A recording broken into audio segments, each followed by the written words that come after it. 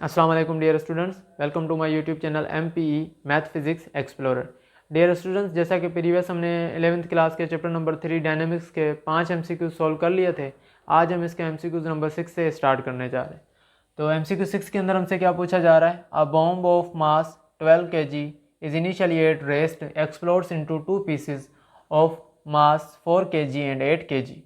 कि एक बॉम्ब है हमारे पास जिसका मास कितना है 12 kg है और वो इनिशियली कहाँ पर है? रेस्ट पर है। और वो क्या होता है? एक्सप्लोड होता है। एक्सप्लोड होने के बाद उसके दो पीस बन जाते हैं और एक पीस का जो मास है कितना है 4 kg और दूसरे का मास कितना है 8 kg। The speed of 8 kg mass is 6 metre per second. कि जो 8 kg वाला मास है उसकी स्पीड कितनी हो जाती है? 6 मीटर पर सेकेंड।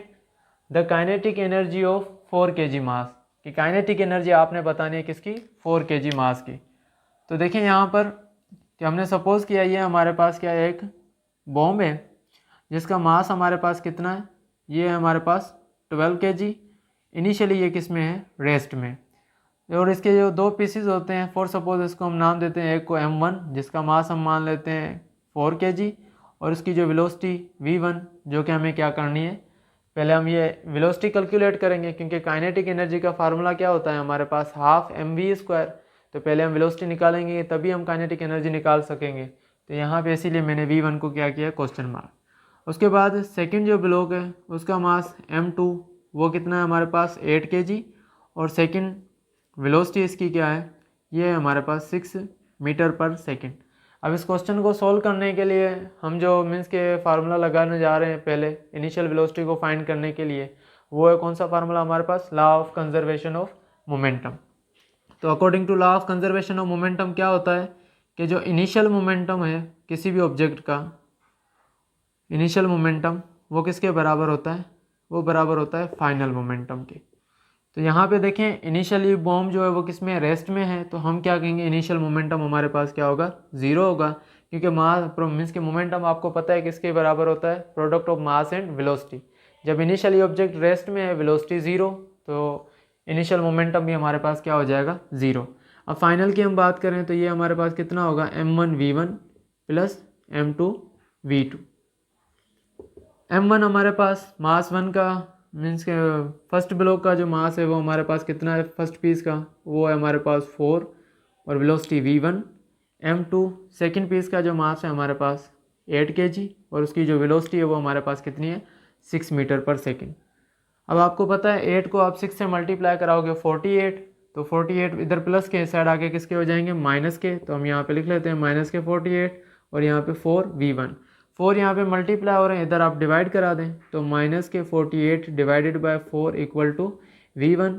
4 का टेबल 4 को 1 टाइम और 48 को 12 टाइम। तो यहाँ से वेलोसिटी हमारे पास V1 कितनी आ गई? -12 मीटर पर सेकेंड। अब हमें वेलोसिटी मिल गई है तो हम काइनेटिक एनर्जी को जो है वो निकाल सकते हैं। तो काइनेटिक एनर्जी हमारे पास किसके बराबर होती है? काइनेटिक एनर्जी का फार्मूला है हमारे पास हाफ mv²। जैसा कि यहाँ पे हमने जिस ब्लॉक की हमने काइनेटिक एनर्जी निकालनी है जिस पीस की, उसको उसके मास को हमने M1 कहा है और वेलोसिटी को V1, तो इन्हें भी हम क्या कह देंगे? M1 और V1। अब जस्ट वैल्यू पुट करते जाएंगे कि हाफ मास हमारे पास 4, वेलोसिटी V1 हमने यहाँ से निकाली कितनी? -12 और इसका क्या कर देंगे हम? स्क्वायर। अब 2 को 2 का टेबल 1 टाइम, तो 4 को जो 2 का टेबल कितनी मरतबा लगेगा? 2 टाइम। तो यहाँ पे हम लिखेंगे 2। अब आपको पता है मीन्स के माइनस के 12 का आप स्क्वायर करें या प्लस के 12 का स्क्वायर करें, जवाब आपके पास कितना आएगा? 144। तो यहाँ से हमें काइनेटिक एनर्जी कितनी मिल जाएगी? 2 इन 144 से मल्टीप्लाई होगा तो जवाब हमारे पास क्या आएगा? 288। मीन्स के डबल हो जाना, 144 का डबल कितना होता है? 288 जूल। मीन्स जो डी ऑप्शन है हमारे पास वो क्या होगा? करेक्ट होगा। आई होप कि ये क्वेश्चन आपको समझ में आ गया होगा। अब हम मूव करते हैं क्वेश्चन नंबर 7 की तरफ। क्वेश्चन नंबर 7 में क्या कहा जा रहा है? If momentum increased by 20% then kinetic energy will increases by. कि किसी ऑब्जेक्ट का जो मोमेंटम है वो 20% जो है वो क्या हो जाता है? इंक्रीज हो जाता है। तो काइनेटिक एनर्जी जो है वो कितनी इंक्रीज होगी? तो इसको मैं मिटा रहा हूँ।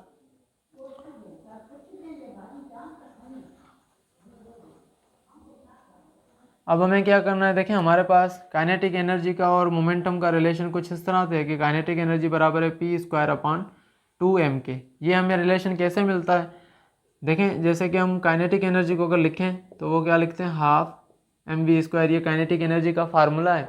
अगर मैं क्या करूँ, इसके एक एंड के ऊपर मैं मास से मल्टीप्लाई और डिवाइड करा दूँ।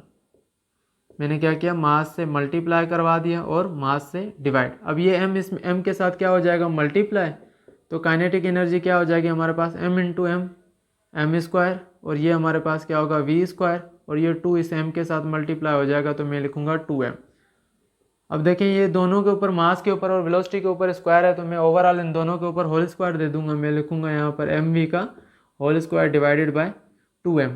अब mv product of mass and velocity किसके बराबर होता है, मोमेंटम के। तो हम यहाँ पे लिख देंगे काइनेटिक एनर्जी बराबर किसके हो जाएगी, p²/2m, जो कि ये लिखा हुआ है।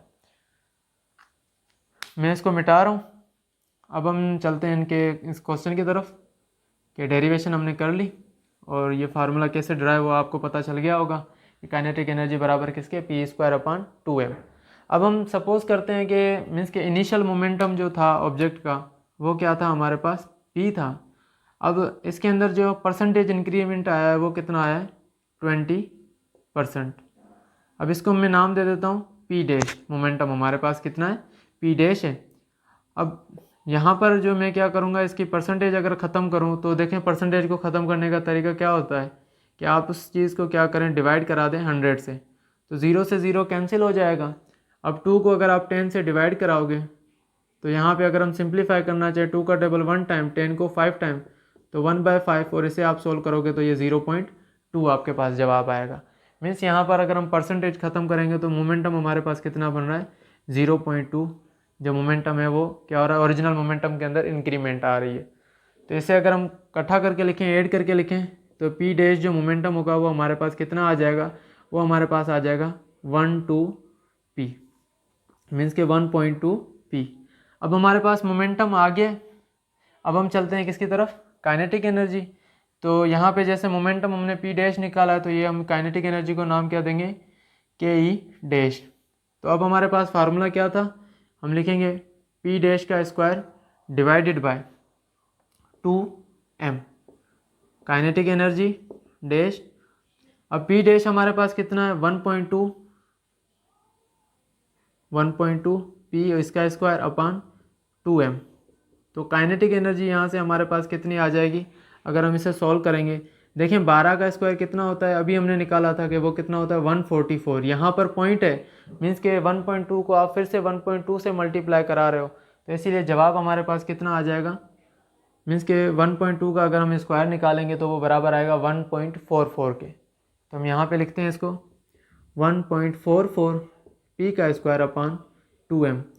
अगर हम 1.44 को छोड़ें, बाकी चीज़ों के ऊपर अगर हम ध्यान दें तो ये हमारे पास देखें p² 2m किसके बराबर है, p² अपॉन 2m बराबर किसके, ओरिजिनल काइनेटिक एनर्जी के। तो हम यहाँ से लिख सकते हैं काइनेटिक एनर्जी डैश हमारे पास किसके बराबर आ जाएगी, 1.44, और ये पूरा फैक्टर p² अपॉन 2m को रिप्लेस कर देंगे हम किससे, काइनेटिक एनर्जी से। ये हमारे पास काइनेटिक एनर्जी निकल गई। लेकिन आप लोग देख रहे हैं कि काइनेटिक एनर्जी हमें यहाँ पे किस में दी गई है, परसेंटेज के अंदर दी गई है। तो परसेंटेज के अंदर निकालने के लिए हम क्या करेंगे कि परसेंटेज काइनेटिक एनर्जी हमारे पास किसके बराबर आएगी, परसेंटेज काइनेटिक एनर्जी बराबर होगी change in kinetic energy divided bye original kinetic energy multiplied by 100। तो परसेंटेज काइनेटिक एनर्जी हमारे पास क्या होगी, चेंज इन काइनेटिक एनर्जी किसके बराबर होता है, इनिशियल काइनेटिक एनर्जी और फाइनल काइनेटिक एनर्जी। मीन्स के चेंज में हम क्या लिखते हैं, फाइनल काइनेटिक एनर्जी को पहले लिखते हैं। तो हम यहाँ पे क्या लिखेंगे, के ई डैश माइनस कर देंगे क्या इसमें से, K E kinetic energy divided by kinetic energy multiplied by 100। तो परसेंटेज काइनेटिक एनर्जी, अब यहाँ पे हमने जो काइनेटिक एनर्जी निकाली थी वो हमारे पास कितनी है, 1.44 के ई, और इसमें से माइनस कर देंगे किसको हम, के ई को, डिवाइडेड बाय के ई, और यहाँ पे हम मल्टीप्लाई करा देंगे किसके साथ, 100 के साथ। अब आपको पता है के ई को आप कॉमन ले सकते हो, तो काइनेटिक एनर्जी बराबर आ जाएगी किसके, काइनेटिक एनर्जी जो आपने कॉमन ली, उसके बाद यहाँ पे 1.44 माइनस करेंगे 1 डिवाइडेड बाय काइनेटिक एनर्जी और मल्टीप्लाइड बाय 100। काइनेटिक एनर्जी से काइनेटिक एनर्जी कैंसिल आउट हो गई। 1.4 में से अगर हम -4 करेंगे तो काइनेटिक एनर्जी हमारे पास क्या आ जाएगी, ये हमारे पास आ जाएगी 0.44 और इससे आप मल्टीप्लाई करा दोगे 100 से तो ये जवाब आ जाएगा हमारे पास 44%। मीन्स के जो हमारे पास ऑप्शन नंबर ए होगा वो करेक्ट होगा। आई होप कि ये भी क्वेश्चन आपको समझ में आ गया होगा। अब हम मूव करते हैं नेक्स्ट क्वेश्चन की तरफ।